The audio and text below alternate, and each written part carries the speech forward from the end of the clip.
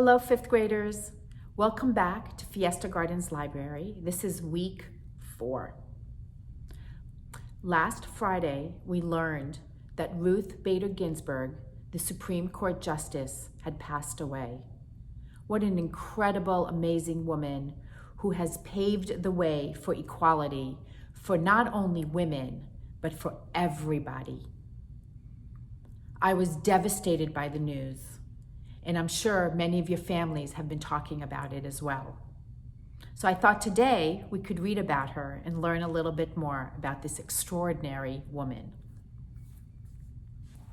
The title of the book is When Ruth Bader Ginsburg Chewed 100 Sticks of Gum. The author is Mark Weakland.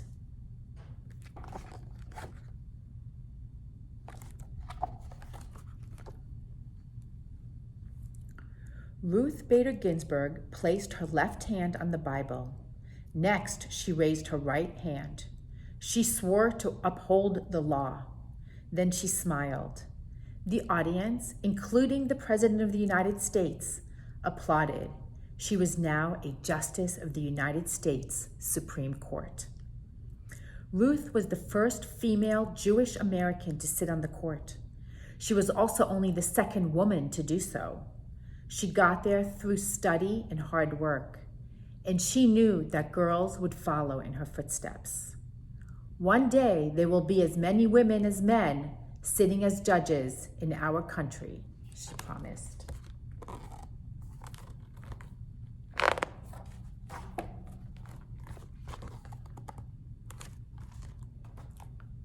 Joan Ruth Bader was born on March 15, 1933. Her parents, Nathan and Celia Baker, were Jewish immigrants from Russia. They had little money. The family rented the first floor of a small house in New York City. Baby Joan had one sister, Marilyn. Marilyn loved little Ruth. She tickled her belly. She made her yell and kick. "You're such a kicky baby," she said. "We're going to call you Kiki." Later, Joan would go by her middle name. There were several other Joans in her kindergarten class, but no other Ruths.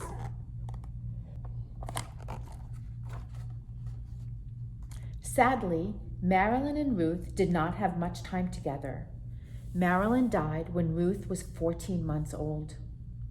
The death of her daughter broke Celia Bader's heart, but she never stopped thinking about Ruth's future. She swore that Ruth would have a life different from hers. Celia had not gone to college. Her parents could only afford to send one child to college. They had sent her brother. And here's little Ruth at the library.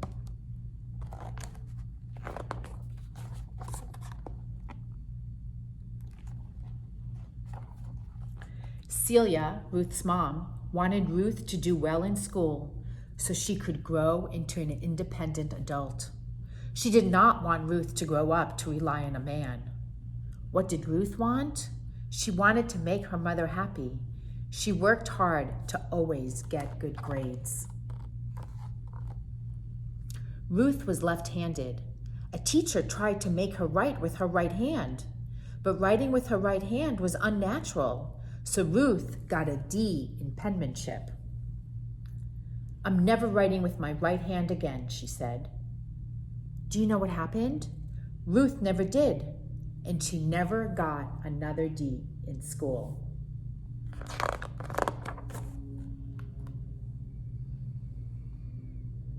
Ruth's parents worked hard. They wanted to give their daughter a bright future. Nathan sold furs and hats. Celia stayed at home to care for Ruth. She was careful with her funds. Any extra money was saved for Ruth's college education. Ruth went shopping with her mother every day. While they ran errands, Celia gave her advice. She encouraged Ruth to think clearly. She told her to be true to herself. These talks made an impression on Ruth. "I love you, Mama," she said. "You're the bravest and strongest person I know."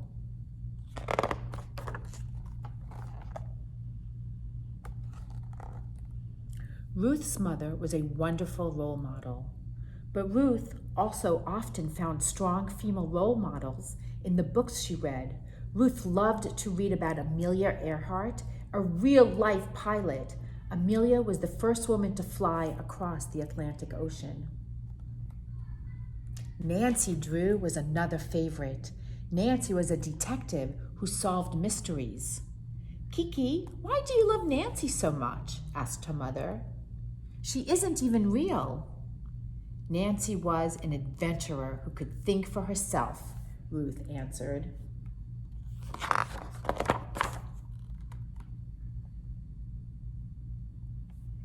Ruth loved storytelling too. She entertained her cousins with dramas she made up. She also read poetry out loud. One of her favorites was The Jabberwocky by Lewis Carroll. Another was the poem written on the base of the Statue of Liberty. Ruth knew all the words. "Give me your tired, your poor, your huddled masses yearning to breathe free."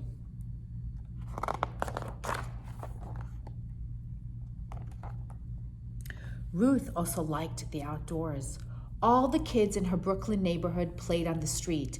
They ran, roller skated, and jumped rope. The fun lasted until dark. Ruth's best friend was a girl named Marilyn.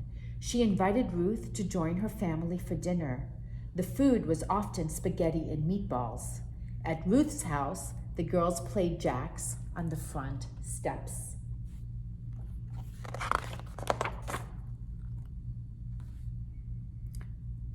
Life in the city was not all fun and games.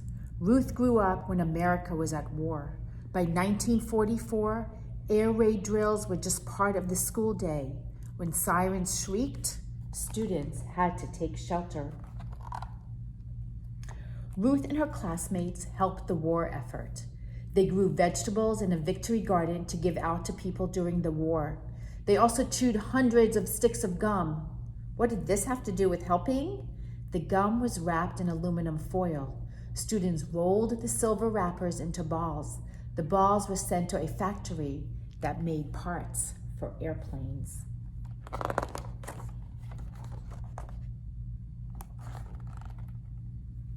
In addition to helping the war effort, Ruth started to notice some things about the world. She saw that some people were treated unfairly. Jewish boys were allowed to do more than Jewish girls, but most Jewish people were discriminated against. Many Jews, including Ruth's family, immigrated to America before the war. They had hoped to escape violence and poor treatment in Europe. Not everyone welcomed them. And here's a sign that says, "No dogs or Jews allowed." Once, while driving past a resort, Ruth saw a disturbing sign. "Look, Mama, it says, 'No dogs or Jews allowed.' Doesn't that make you angry?" Her mother shook her head. "Getting angry is a waste of time, Kiki." Because of moments like these, Ruth learned how to let go of anger and move on.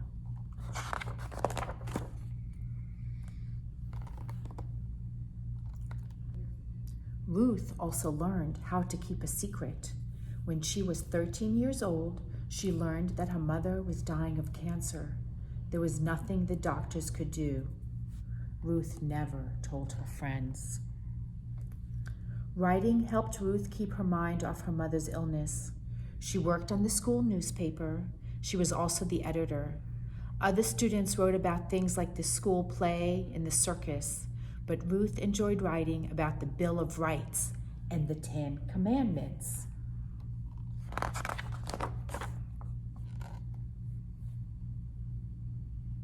At Madison High School, Ruth was known as a quiet but popular girl. She continued to write and work on the newspaper. She played the cello, and she was a member of the Honor Society. Ruth also belonged to the Go-Getters. It was a pep club for sporting and social events. Members wore black satin jackets. She sold tickets to football games. She twirled a baton. Once she lost control of it. The flying baton chipped her tooth. Ouch!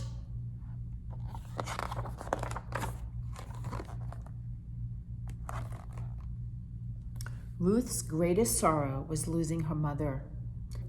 Celia died the day before Ruth's high school graduation.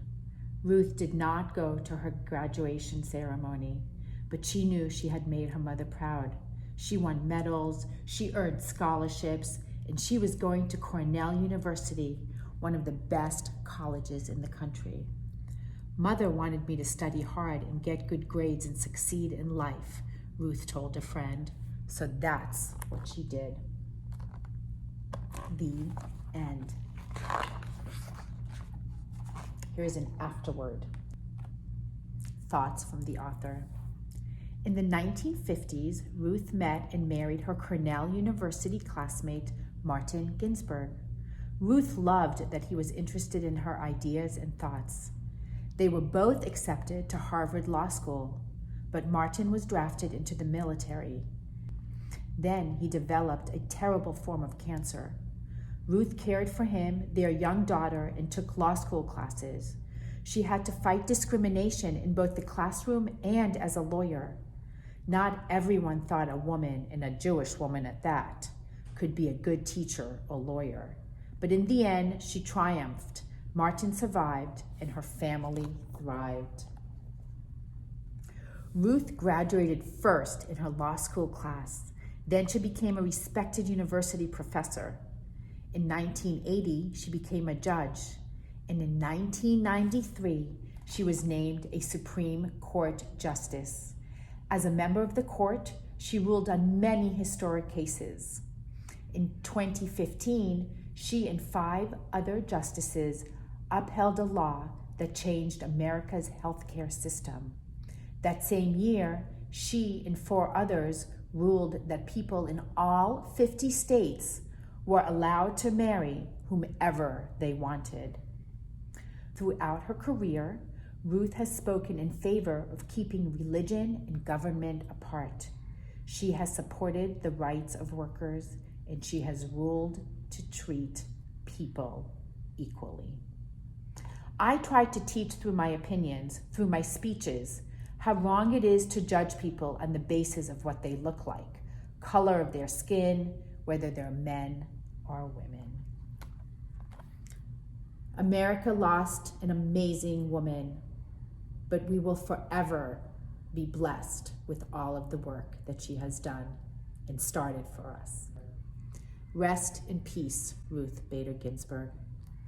And this was When Ruth Bader Ginsburg Chewed 100 Sticks of Gum. I look forward to reading you more about Ruth Bader Ginsburg, my idol. Bye-bye, 5th graders. I miss you.